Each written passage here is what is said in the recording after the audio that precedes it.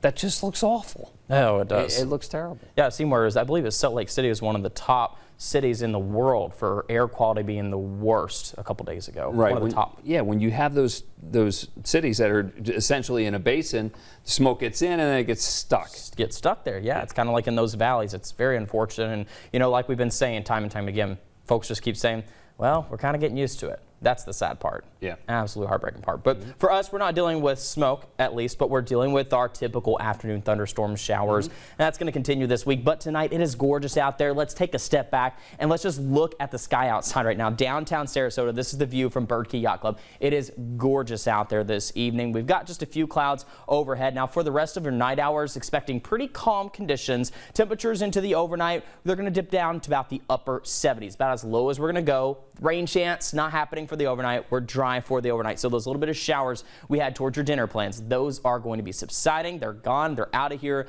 We're quiet for the rest of your overnight. Speaking of which, let's take a look at radar right now. We had some of those showers that moved through Highlands County and then eventually made their way down into really DeSoto, eventually into Charlotte. Let's take a closer look at those showers. As we've gone into the night hours, they've really subsided. And in fact, it's going to continue to do so into the overnight. Only showers we have right now, more so down to Punta Gorda, seeing a little bit of that rain activity. That's as you're moving down towards Charlotte County. So you can see very light, picking up just by a little bit, moderate, right around Punta Gorda at this point. But that's mostly going to be subsiding for the rest of the night hours. So for us here along the Suncoast, don't expect any more rain for the rest of your overnight hours. Let's time it out for you. As we go into the overnight, we're going to deal with just a few clouds overhead. By the time we wake up tomorrow morning, it's quiet. Even into our lunch hour, we're quiet here across the coast.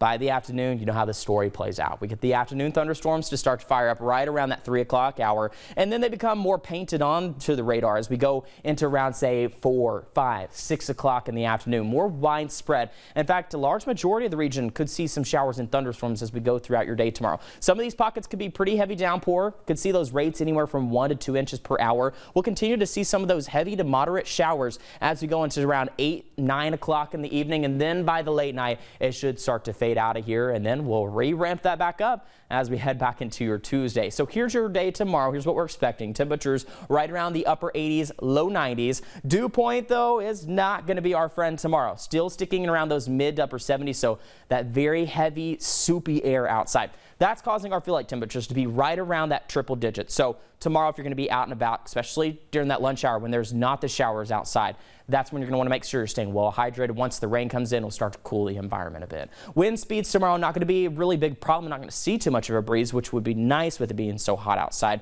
But for your plans tomorrow, here's what it looks like. 20% as we go into the morning hours, quickly ramping that up to 40 by 10 in the morning. But then by 2 in the afternoon, we really ramp you up. 60% by the afternoon. So that's when you want to make sure that you're heading indoors. If you're heading out to the beach tomorrow, here's what we're looking for. The beach not going to be too bad. In fact, winds are going to be coming out of the east tomorrow for the most part, so red tide not going to really be as much of a breathing problem. However, smooth seas just going to be having to battle some of those showers and thunderstorms. That's going to be the main thing that we are watching out for as you're headed out towards the beach or out on the waters tomorrow. Now, looking forward, though, we've got our eyes out into the Atlantic. Two spots we're watching. There's Invest 94L and Invest 93L. Now, these two systems, one of them looking better than the other. That is 94L. This is the one that's a little bit further ahead. The reason this is because there's a dust plume. Saharan dust right over Invest 93L, which is helping it keep itself from becoming really something substantial. That's one thing we watch for. If there's Saharan dust in those mid-levels, that's dry,